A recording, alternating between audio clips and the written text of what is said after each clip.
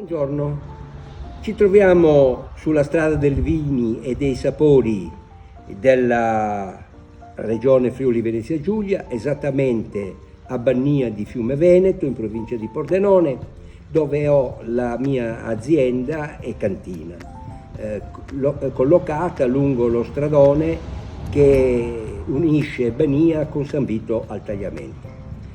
Vi do un saluto e un benvenuto nella certezza che verrete a trovarmi e degustare i prodotti della nostra cantina.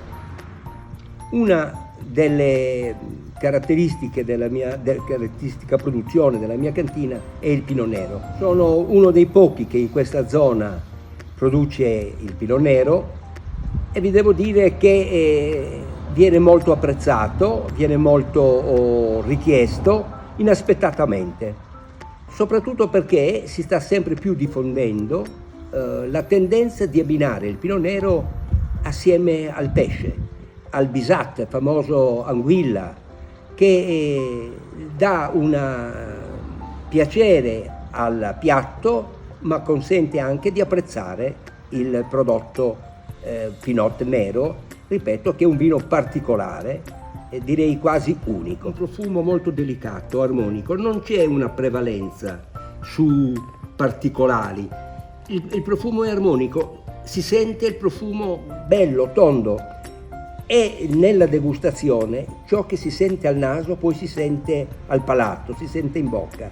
La rotondità di questo vino, che a differenza di tanti altri che danno delle spigolature in bocca, questo lascia la bocca piena, bella, si integra col cibo che viene consumato, ripeto, in particolar modo insieme al pesce e all'anguilla.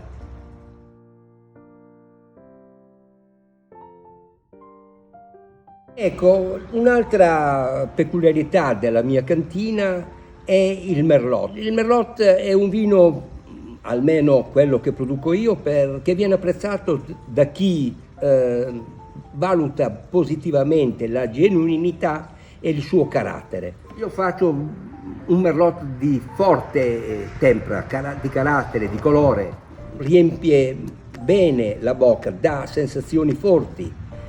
È un vino che raggiunge 13 gradi ed è una eccezione, direi quasi, nella zona, facendo noi produzioni molto limitate di uva ad ettaro. Con questo rinnovo l'invito a venire a trovarci.